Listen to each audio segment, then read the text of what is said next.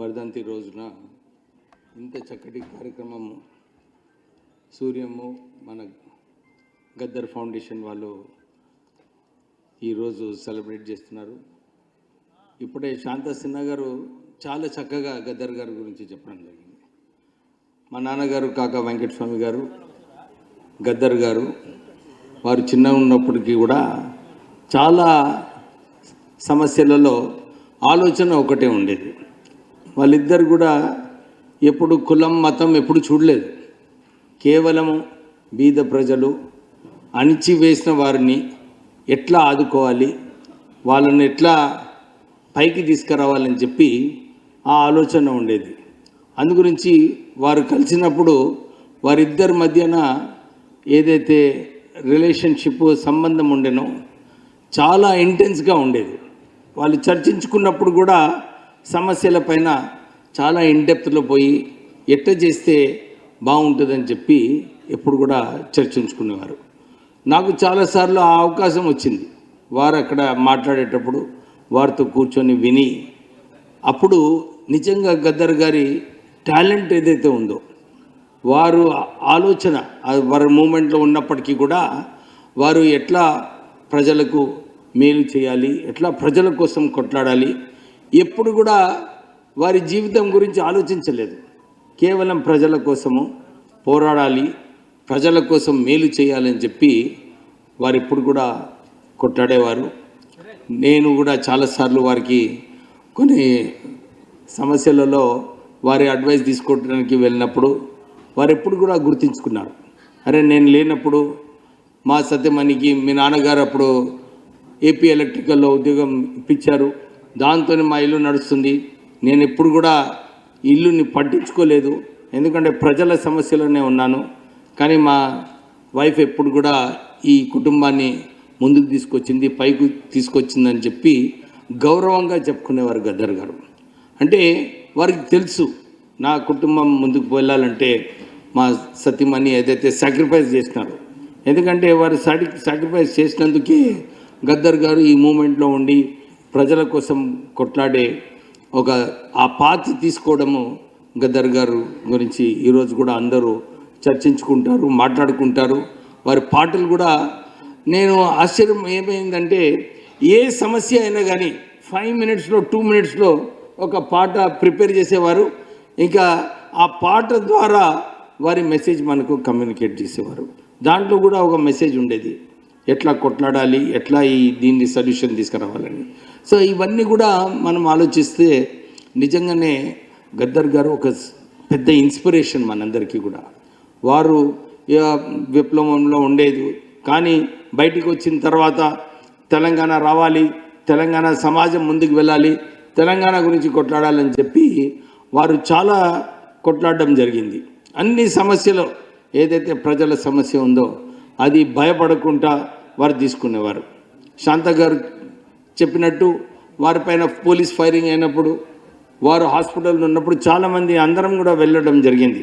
వారు గద్దర్ గారు నిజంగానే వారు ఈ క్రైసిస్ నుంచి బయటికి రావాలి, మనతో ఉండాలి, మన పోరాటాలు కొనసాగాలని చెప్పి చాలామంది వెళ్ళేవారు. ఈ వారు పట్టుదల, అంటే వారి ఏదైతే స్ట్రాంగ్ కమిట్మెంట్ ఉండేనో, వారు ఏదైతే స్ట్రాంగ్గా ఆలోచనలు ఉండేనో, ఆ కేవలం వారి ధైర్యం వల్లనే ఆ క్రైసిస్ నుంచి వారు బయటికి రావడం జరిగింది. చాలాసార్లు కూడా చూపించారన్నమాట, ఈ బుల్లెట్ ఇంకా ఉంది నా పైన, నాలోన బుల్లెట్ ఇంకా ఉంది. కానీ వారి ఏదైతే జోష్ ఉండేనో ఆ జోష్ అయితే ఎప్పుడు కూడా తక్కువ కాలేదు. నిజంగానే గద్దర్ గారు ఒక పెద్ద ఇన్స్పిరేషను. అందుగురించి నిజంగా ఈ పద్మశ్రీ అవార్డ్స్ ఏదైతే మొన్న అనౌన్స్ చేశారో, గద్దర్ గారికి is a very deserving person అన్నమాట.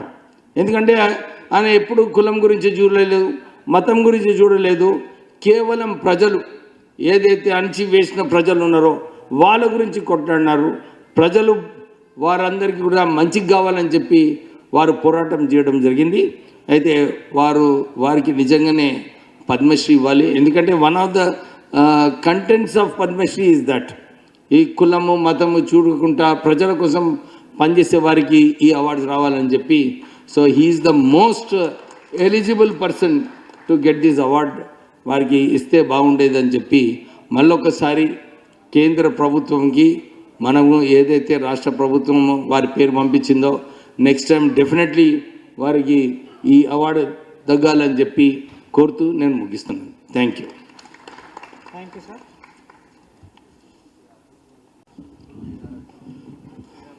అందరికీ నమస్కారం. జై భీమ్లు. గద్దర్ గారి వర్ధంతి రోజున ఇంత చక్కటి కార్యక్రమము సూర్యము మన గద్దర్ ఫౌండేషన్ వాళ్ళు ఈరోజు సెలబ్రేట్ చేస్తున్నారు. ఇప్పుడే శాంత సిన్హా గారు చాలా చక్కగా గద్దర్ గారి గురించి చెప్పడం జరిగింది. మా నాన్నగారు కాకా వెంకటస్వామి గారు, గద్దర్ గారు వారు చిన్న ఉన్నప్పటికీ కూడా చాలా సమస్యలలో ఆలోచన ఒకటే ఉండేది. వాళ్ళిద్దరు కూడా ఎప్పుడు కులం మతం ఎప్పుడు చూడలేదు. కేవలము బీద ప్రజలు అణిచివేసిన వారిని ఎట్లా ఆదుకోవాలి, వాళ్ళని ఎట్లా పైకి తీసుకురావాలని చెప్పి ఆ ఆలోచన ఉండేది. అందుగురించి వారు కలిసినప్పుడు వారిద్దరి మధ్యన ఏదైతే రిలేషన్షిప్ సంబంధం ఉండేనో చాలా ఇంటెన్స్గా ఉండేది. వాళ్ళు చర్చించుకున్నప్పుడు కూడా సమస్యలపైన చాలా ఇన్డెప్త్లో పోయి ఎట్లా చేస్తే బాగుంటుందని చెప్పి ఎప్పుడు కూడా చర్చించుకునేవారు. నాకు చాలాసార్లు ఆ అవకాశం వచ్చింది. వారు అక్కడ మాట్లాడేటప్పుడు వారితో కూర్చొని విని అప్పుడు నిజంగా గద్దర్ గారి టాలెంట్ ఏదైతే ఉందో వారు ఆలోచన వారి మూమెంట్లో ఉన్నప్పటికీ కూడా వారు ఎట్లా ప్రజలకు మేలు చేయాలి, ఎట్లా ప్రజల కోసం కొట్లాడాలి, ఎప్పుడు కూడా వారి జీవితం గురించి ఆలోచించలేదు. కేవలం ప్రజల కోసము పోరాడాలి, ప్రజల కోసం మేలు చేయాలని చెప్పి వారు ఎప్పుడు కూడా కొట్లాడేవారు. నేను కూడా చాలాసార్లు వారికి కొన్ని సమస్యలలో వారి అడ్వైస్ తీసుకోవడానికి వెళ్ళినప్పుడు వారు ఎప్పుడు కూడా గుర్తించుకున్నారు. అరే నేను లేనప్పుడు మా సత్యమణికి మీ నాన్నగారు అప్పుడు ఏపీ ఎలక్ట్రికల్లో ఉద్యోగం ఇప్పించారు, దాంతో మా ఇల్లు నడుస్తుంది. నేను ఎప్పుడు కూడా ఇల్లుని పట్టించుకోలేదు, ఎందుకంటే ప్రజల సమస్యలోనే ఉన్నాను.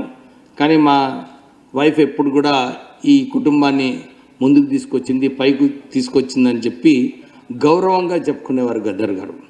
అంటే వారికి తెలుసు నా కుటుంబం ముందుకు వెళ్ళాలంటే మా సతీమణి ఏదైతే సాక్రిఫైస్ చేసినారో, ఎందుకంటే వారు సాక్రిఫైస్ చేసినందుకే గద్దర్ గారు ఈ మూమెంట్లో ఉండి ప్రజల కోసం కొట్లాడే ఒక ఆ పాత్ర తీసుకోవడము గద్దర్ గారు గురించి ఈరోజు కూడా అందరూ చర్చించుకుంటారు, మాట్లాడుకుంటారు.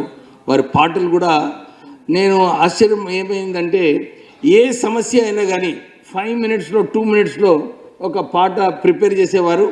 ఇంకా ఆ పాట ద్వారా వారి మెసేజ్ మనకు కమ్యూనికేట్ చేసేవారు. దాంట్లో కూడా ఒక మెసేజ్ ఉండేది, ఎట్లా కొట్లాడాలి, ఎట్లా దీన్ని సొల్యూషన్ తీసుకురావాలని. సో ఇవన్నీ కూడా మనం ఆలోచిస్తే నిజంగానే గద్దర్ గారు ఒక పెద్ద ఇన్స్పిరేషన్ మనందరికీ కూడా. వారు విప్లవంలో ఉండేది, కానీ బయటికి వచ్చిన తర్వాత తెలంగాణ రావాలి, తెలంగాణ సమాజం ముందుకు వెళ్ళాలి, తెలంగాణ గురించి కొట్లాడాలని చెప్పి వారు చాలా కొట్లాడడం జరిగింది.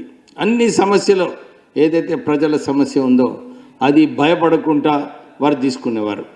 శాంత గారు చెప్పినట్టు వారిపైన పోలీస్ ఫైరింగ్ అయినప్పుడు వారు హాస్పిటల్లో ఉన్నప్పుడు చాలామంది అందరం కూడా వెళ్ళడం జరిగింది. వారు గద్దర్ గారు నిజంగానే వారు ఈ క్రైసిస్ నుంచి బయటికి రావాలి, మనతో ఉండాలి, మన పోరాటాలు కొనసాగాలని చెప్పి చాలామంది వెళ్ళేవారు. ఈ వారు పట్టుదల అంటే వారి ఏదైతే స్ట్రాంగ్ కమిట్మెంట్ ఉండేనో, వారు ఏదైతే స్ట్రాంగ్గా ఆలోచనలు ఉండేనో, ఆ కేవలం వారి ధైర్యం వల్లనే ఆ క్రైసిస్ నుంచి వారు బయటికి రావడం జరిగింది. చాలాసార్లు కూడా చూపించారన్నమాట, ఈ బుల్లెట్ ఇంకా ఉంది నా పైన, నాలోన బుల్లెట్ ఇంకా ఉంది. కానీ వారి ఏదైతే జోష్ ఉండేనో ఆ జోష్ అయితే ఎప్పుడు కూడా తక్కువ కాలేదు. నిజంగానే గద్దర్ గారు ఒక పెద్ద ఇన్స్పిరేషను. అందు గురించి నిజంగా